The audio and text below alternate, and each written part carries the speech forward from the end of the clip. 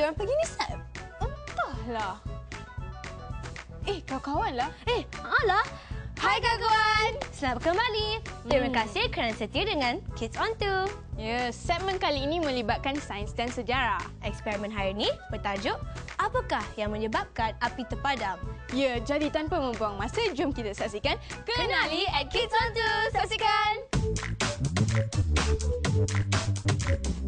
Kenali at Kids on 2.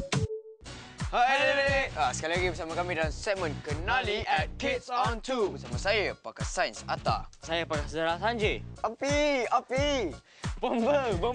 Kenapa awak jadi bomba? Padahal boleh telefon je. Kau bawa telefon yang ni, lupa kan?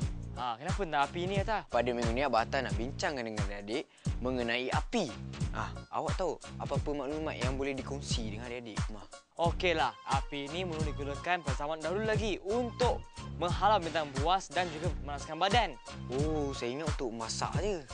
Tak, ini adalah mengenai pemadaman api. Alat pemadaman api ini dicipta oleh manusia zaman Roman. Mereka juga telah menubuhkan sebuah pasukan seperti pasukan bomba. Tak, 3 bahan utama api adalah bahan bakar, sumber api dan juga oksigen. Untuk pengetahuan adik-adik dan Sanjay, terdapat juga bahan yang boleh memadam api selain pada air. Tepung boleh memadam api dan juga pasir. Betul kan? Tanpa membuang masa, jom kita mulakan eksperimen ni. Jom. Sanjay, tolong saya. Kedua, masukkan serbuk penaik ataupun soda berkarbonat.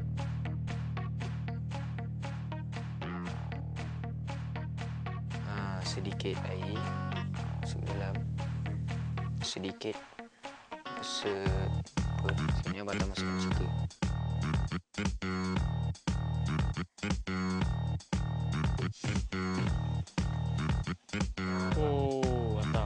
Atta, tak sangka kan sodium bikarbonat ni boleh memadamkan api. Soda berkarbonat juga berfungsi sebagai pemadam api. Sanjay, kita dah sampai penghujung segmen dah ni. Adik-adik, jumpa lagi pada minggu hadapan dengan lebih fakta sains dan juga sejarah dalam segmen Kenali at Kids on 2. Jumpa lagi. Bye. Sab, sains memang hebat kan? Memang hebat. Semoga paparan tadi mencetuskan minat kawan-kawan untuk terus meminati subjek sains. Seronok juga. Tetapi jangan lupa saksikan rancangan seterusnya. Saksikan!